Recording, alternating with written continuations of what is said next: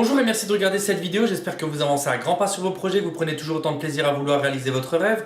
Moi mon rêve c'est de devenir réalisateur et donc en attendant j'ai créé cette chaîne YouTube que j'alimente avec des courts-métrages, des petites vidéos de making-of, des films qui ont provoqué à un moment donné chez moi un déclic. Et aujourd'hui je reviens sur une expérience de tournage où à un moment donné, donc ça date un petit peu, ça date de 2011, c'est un film qui s'appelle L'argent ne fait pas le bonheur et j'étais amené à tourner une chute en fait. Donc mon personnage à la fin devait chuter lourdement et perdre connaissance et j'étais un petit peu embêté de savoir comment est-ce que je pouvais mettre ça en scène.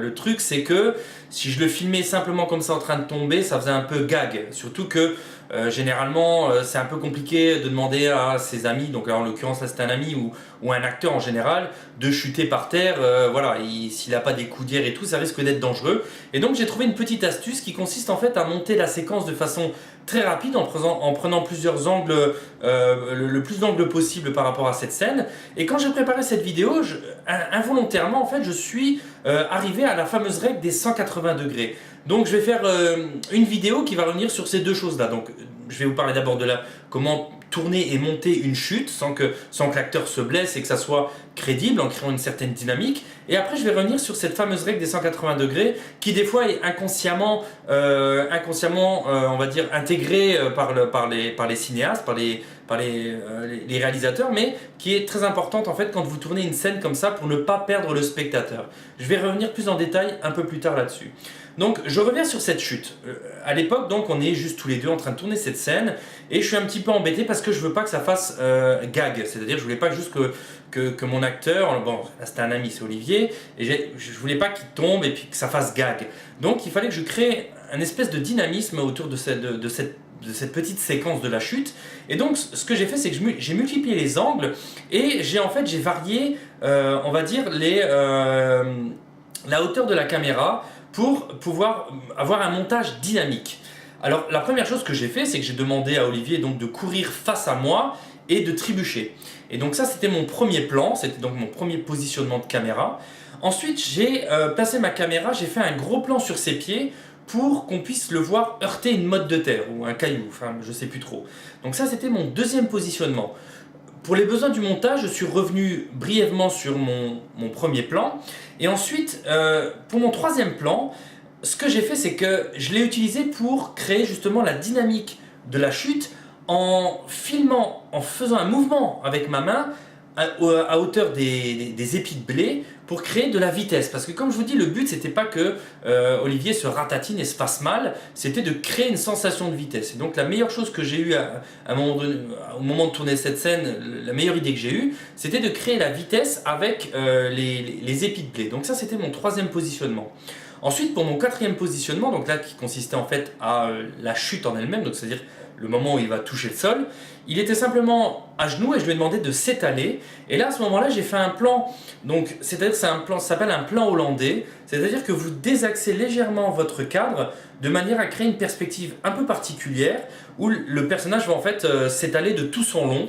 Et tout ça a été fait en fait à une vitesse relativement lente. Donc là vous avez vu les images et les positionnements de la caméra, mais maintenant vous voyez ici c'est on va dire un premier montage un peu grossier des séquences avant le montage définitif où vous voyez clairement que on prend notre temps et le but c'est pas justement qu'il se blesse, qu'il déchire les habits, qu'il se salisse, c'était vraiment voilà pour sécuriser le truc, mais en même temps on voulait créer du dynamisme. Et là maintenant vous voyez la scène monter et vous voyez en fait que ça va vraiment très très vite. J'ai le premier plan, on vient sur le deuxième, on revient sur le premier, le 3 et le 4 où il s'étale de tout son long. Donc voilà, c'est venu un petit peu intuitivement au moment où j'ai tourné cette scène. Et je vais vous dire un truc, c'est que la fameuse règle des 180 degrés est extrêmement importante pour ce genre de scène. Et c'est pour ça qu'en fait, en préparant cette vidéo, j'en suis arrivé à me dire est-ce que je pourrais pas aborder ce sujet-là aussi, comme ça fait une vidéo un peu plus complète. Et donc je vais revenir à ma scène, donc le tournage de ma scène et mon positionnement de caméra. Et si vous remarquez en fait, indirectement j'ai tracé une ligne invisible entre moi et mon personnage. Et pendant toute la durée de la séquence, je me suis contenté de me déplacer en formant un arc de cercle autour de cette ligne sans jamais la dépasser. Et le but c'est que, là j'en suis sûr que même intuitivement vous n'êtes même pas posé la question de savoir mais qu'est-ce qui pourrait ne pas fonctionner dans cette scène au-delà que bon voilà c'est tourné avec un peu de naïveté, je voulais pas qu'il se blesse donc on voit bien qu'il s'étale en se retenant avec le bras. Mais en fait de cette ligne là tout dépend en fait de la continuité de la scène. quand je filme cette scène-là, le personnage vient vers moi et on s'attend tous à ce que le personnage trébuche et tombe vers la gauche de l'écran. Si jamais je traverse, comme vous voyez ici sur ce petit schéma, si je traverse cette ligne invisible que j'ai établie entre moi et mon personnage, et que je place ma caméra numéro 3, donc comme indiqué sur le petit schéma, mais vous voyez qu'en fait l'image est inversée, c'est-à-dire qu'on a l'impression que finalement qu'il tombe vers la droite de l'écran. Et du coup c'est dérangeant pour le spectateur, c'est bizarre, il vient vers moi, il trébuche vers la gauche, mais le plan d'après il trébuche vers la droite, et donc du coup en fait vous perdez le spectateur d'un point de vue de l'espace qui entoure le personnage. Et donc en fait cette règle de 180 degrés elle est extrêmement importante pour ne pas créer de la confusion auprès du spectateur et pour que votre scène soit la plus limpide possible. Et j'en suis sûr que la première fois que vous avez vu cette séquence quand vous voyez donc Olivier tomber, vous n'êtes même pas posé de question de savoir si c'était cohérent ou pas et tout.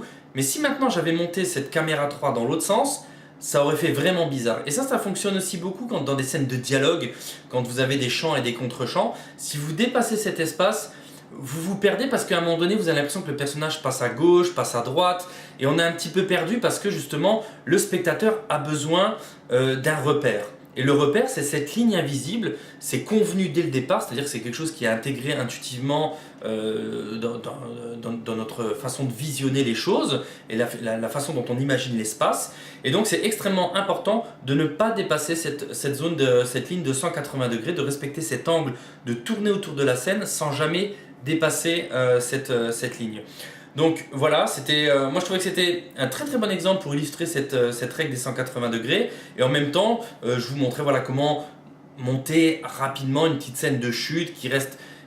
Le but c'était pas qu'elle soit crédible, c'est que ça soit dynamique. Comme je vous dis, moi j'avais peur que la scène fasse un peu de gag, où la personne trébuche et que ça devienne risible. Là ici on se pose pas de questions, ça va très très vite et ça fonctionnait très bien à l'époque. Donc ça l'argent ne fait pas le bonheur, j'ai réalisé ça en 2011 et on est vraiment que tous les deux quand on tourne cette scène là. Donc voilà, c'était quelque chose que j'avais envie de partager avec vous. J'espère que vous avez apprécié cette petite vidéo, c'est un petit peu ce retour d'expérience de tournage. Si vous avez des commentaires, n'hésitez pas à partager la vidéo, à liker, ça me fera toujours plaisir. Et donc voilà, je vais vous retrouver très prochainement pour une prochaine vidéo. Je vous remercie.